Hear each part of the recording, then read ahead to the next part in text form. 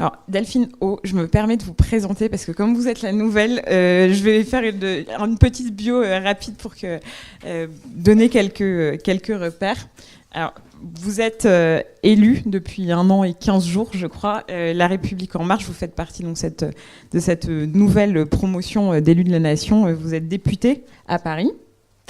Et puisque, voilà, on ne définit pas un homme ou une femme politique par son mandat, vous avez aussi un métier et des sujets d'études. Et c'est aussi de ça dont vous allez nous parler, si vous le voulez bien. Vous êtes experte en géopolitique au Moyen-Orient, qui est donc un lieu où voilà, il se passe des choses tellement cruciales pour aujourd'hui que je pense que c'est déjà en soi un engagement que de s'intéresser de façon profonde à l'endroit. Et vous êtes également assez engagée dans la cause des femmes, qu'elles soient élues ou chefs d'entreprise. Cause des femmes, c'est pas très joli d'ailleurs. Vous êtes plutôt engagée pour qu'il y ait une égalité voilà, entre les hommes et les femmes et pour qu'elles aient aussi... Voilà, qu'elle soit reconnue comme chef d'entreprise, déléguée générale d'association ou bien comme élue. Donc, ce que je vais vous demander, c'est le même exercice, c'est de raconter votre parcours et vous n'étiez pas destiné à faire de la politique, c'était pas votre choix ou votre vocation et comment ça vous est venu. Est-ce que c'est pour, comme ce que disait Yannick Blanc, être vraiment... agir, être au cœur de la société ou est-ce que vous avez une vocation il y a donc 1 an et quelques... Merci. Alors, je vais rester assise aussi parce que si Yannick Blanc est un cran au-dessous de Maria Novak et Jean-Baptiste de Foucault, moi je suis à 18 crans au-dessous. Donc je suis un peu impressionnée. Je suis très heureuse et très impressionnée d'être avec ce panel de telles personnalités qui ont vraiment des parcours dignes d'admiration. Donc j'avais prévu de dire 2-3 choses et puis j'ai été tellement frappée par votre présentation, Monsieur de Foucault, que je crois que je vais reprendre vos points et puis essayer de développer non pas la réflexion parce que j'en serais bien implacable, mais incapable, mais plutôt les appliquer et essayer de comprendre mon propre parcours. Donc c'est un bon exercice de réflexion, y compris sur soi-même, pour comprendre pourquoi je me suis engagée et comment je me suis engagée. Donc vous évoquiez 3 âges de l'engagement, un premier âge que vous avez défini peut-être par le mot de devoir, un deuxième âge par le mot de sensibilité et un troisième âge qui n'était pas vraiment un troisième âge, mais vous avez insisté sur la difficulté de trouver les prises aujourd'hui pour s'engager dans un monde très complexe. Alors le mot de devoir résonne vraiment avec les raisons qui m'ont poussé à m'engager et en fait contrairement peut-être à Maria Novak qui parlait d'une expérience fondatrice dans votre enfance qui a déclenché ce désir de l'engagement, moi je dirais que ça n'est pas une expérience mais c'est une éducation.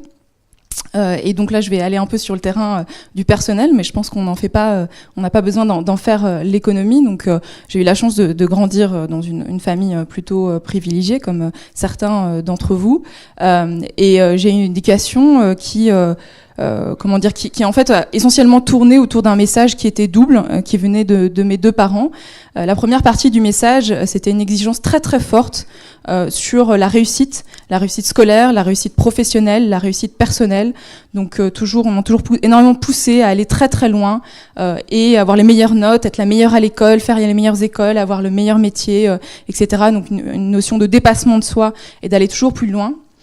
Et la seconde partie du message, et c'est là qu'on touche à l'engagement, c'était de dire que l'ambition, oui, mais toujours au service des autres.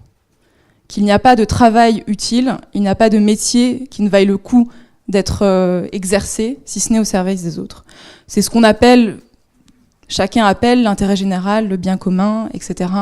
Donc ça a toujours été quelque chose qui a vraiment traversé mon éducation et qui, je pense, a fait que je me suis engagée, que ce soit dans des associations ou dans une voie professionnelle, où il a toujours été impensable pour moi, y compris lors de mon passage dans le secteur privé, puisque j'ai été entrepreneur à un moment, et j'en parlerai tout à l'heure, dans 1 minute, il n'a toujours été impensable que ce que je fasse ne soit pas au service des autres, pour rendre finalement ce qui m'a été donné, le privilège qui m'a été donné, mais aussi simplement peut-être pour donner du sens à ce que je fais et donner du sens au monde qui nous entoure.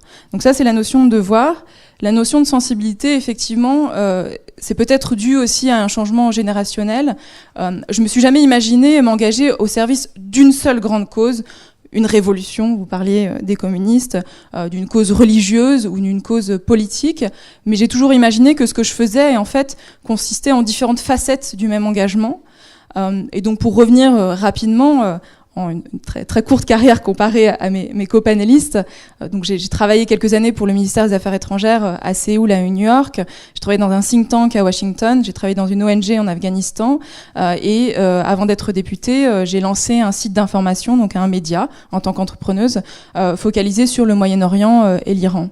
Et en fait, et puis donc il y a un an, je suis devenue députée. Mais ce qui est important, en fait, il n'y a pas eu vraiment de déclenchement de l'engagement politique, puisque pour moi, l'engagement politique n'est qu'une des facettes et n'est qu'une des étapes de ce parcours de vie ou ce parcours professionnel qui comprend différentes facettes. Et ça, c'est important de le dire aussi, parce qu'on a beaucoup parlé de la déprofessionnalisation du métier de député ou du métier de politique. Et moi, j'imagine, je fais partie, je ne suis pas seule évidemment, d'une nouvelle génération, je pense, de politique, tout parti confondu, qui n'imagine pas faire de la politique toute sa vie, mais qui conçoit tout à fait que dans 5 ans ou dans 10 ans, je retrouverai un autre métier ou je créerai un autre métier et j'irai partir vers d'autres horizons. Alors, il y a quand même un fil directeur de ce que j'ai fait, on va dire, au cours des 10 dernières années. C'est ma passion pour la diplomatie et les relations internationales, vous l'aurez compris.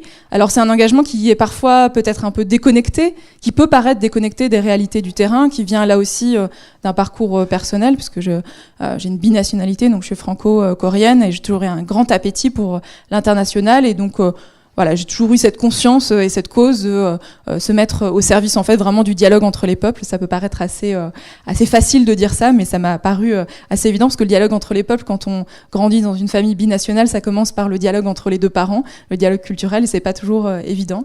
Donc voilà, d'où plusieurs postes à l'international, mais ça m'a aussi semblé intéressant, comme vous disiez tout à l'heure, que j'ai pas souhaité m'engager dans une carrière de fonctionnaire, notamment de fonctionnaire du ministère des Affaires étrangères, qui aurait été quelque part une évidence quand on s'intéresse à la diplomatie.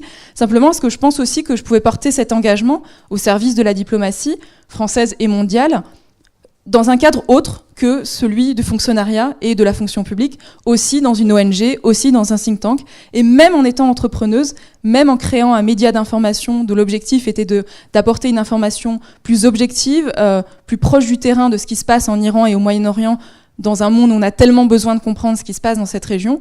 Même ça, m'être entrepreneuse dans le secteur privé, pour moi, c'était aussi une continuation de ma forme d'engagement pour la diplomatie. Alors, je voudrais juste revenir sur 2 tout petits points, et j'en arrête après là. Vous disiez tout à l'heure, je crois, les politiques ont besoin d'être inspirés, c'est vrai, par la société civile, par le secteur privé, mais on oublie aussi souvent que les politiques ont encore besoin d'inspirer, devraient encore inspirer, et il me semble que ça, c'est quelque chose dont on a perdu le fil aujourd'hui. On a très peu d'hommes et de femmes politiques qui inspirent encore. On a plus de Nelson Mandela, de Aung San Suu Kyi, de Gandhi, même de Charles de Gaulle. Et à ma toute petite échelle, et ça va paraître assez paradoxal étant donné mon âge, voilà, ça va paraître peut-être un peu arrogant, mais je me suis rendu compte que justement du fait de mon jeune âge et de mon engagement en politique très récent, et du fait que j'avais pas on va dire un parcours tout à fait traditionnel en politique, j'avais les capacités d'incarner aussi cet engagement par ma personne physique et ma personne morale. Et ça, je m'en suis rendu compte assez rapidement avec les jeunes dont vous parliez tout à l'heure, parce que je passe beaucoup de temps dans les collèges, les lycées, les écoles primaires de ma circonscription.